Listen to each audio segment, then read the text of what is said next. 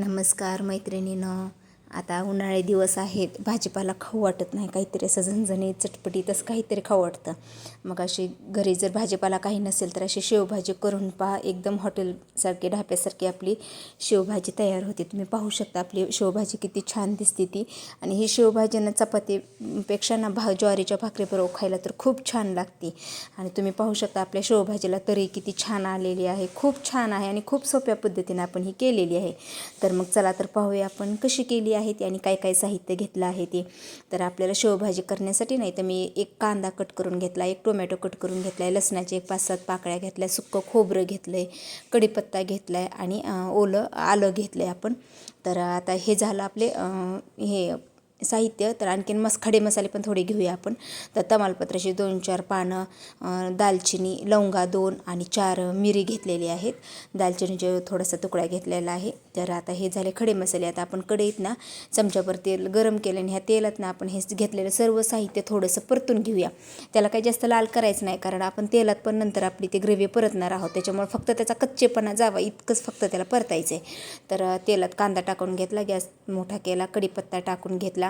नंतर जे आपण अद्रक लसूण घेतले ना ते टाकूया.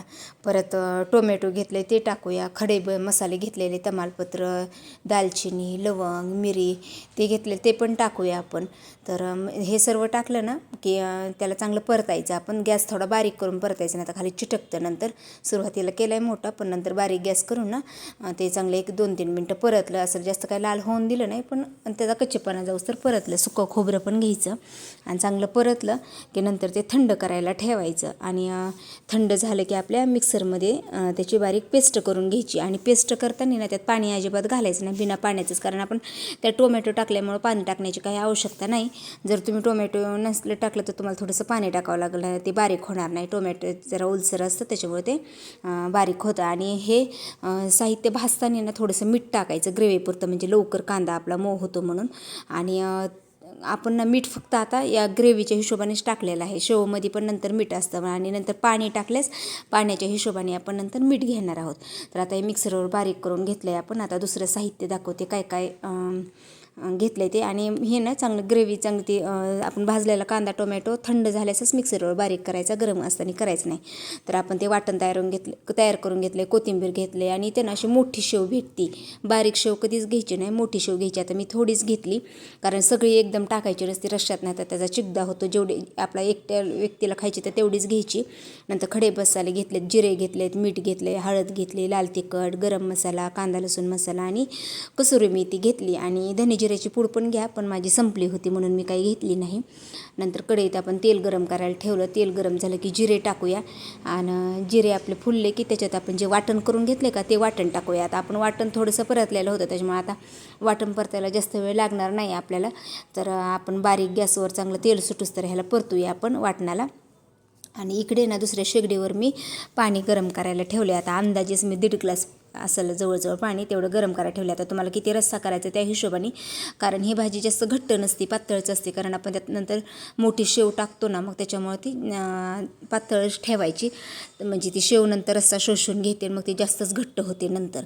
आणि आता आपलं वाटण चांगलं परतलं की त्यात आपण जे कोरडे मसाले घेतले ते टाकूया. लाल तिखट, हळद, कांदा लसूण मसाला, गरम मसाला, कसुरी मेथी आणि धने जिऱ्याची पूड असेल तर ती पण टाकायची. आणि चांगले मसाले टाकताना गॅस ना बारीक करायचा, नाही तर आपले मसाले करपू शकतात. बारीक गॅसवर त्याला तेल सुटूस तर 1-2 मिनिट चांगले परतायचे मसाले आपले. आता मी 2 मिनटं चांगले परतले तेल सुटूस तर त्याला. आणि आपले मसाले चांगले परतले की नंतर त्याच्यात आपण ना जे पाणी आपण गरम करायला ठेवले का ते पाणी टाकून घेऊया आपण. त्याच्यात पाणी गरमच टाकायचं, म्हणजे आपल्या शेवभाजीला तरी छान येते म्हणून.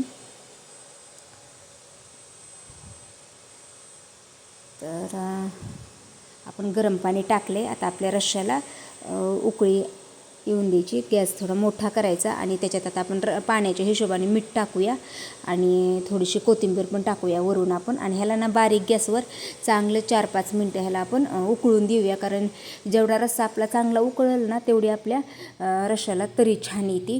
त्याच्यामुळे 4-5 मिनिट बारीक गॅसवर चांगला रस्सा उकळून घेऊया. आपला रस्सा उकळते तोपर्यंत आपण गरम गरम भाकरी करून घेऊया. आता भाकरी झाली, रस्सा उकळला की नंतर दाखवते तुम्हाला, कारण रस्सा जेवढा चांगला शिजेल ना तेवढी तरी छान येते. तरीसुद्धा तुम्ही पाहू शकता आत्ताच किती तरी दिसत आहे ती. तर आपली भाजी तयार आहे. तर ह्या भाजीत ना लगेच आपलं मोठी शेवट लगेच टाकायची नसती, नाहीतर लगदा होतो. जेवताना ना असं ताटातच रस्सा घ्यायचा, नाहीतर एका डिशमध्ये आधी मोठी शेव घ्यायची आणि त्याच्यावरून रस्सा टाकायचा. असं कढईत शेव टाकायची नाही कधीच, कारण शेव लगेच अशी शोषून घेतो रस्सा आणि ती गाळ होती, मग ती खाऊ वाटत नाही तशी. मग आपल्याला खाताना डिशमध्ये अशा आधी फरसाण किंवा मोठं असं ना आपलं मोठी शेव ती टाकून घ्यायची तुम्ही आणि त्याच्यावर रस्सा टाकून घ्यायचा.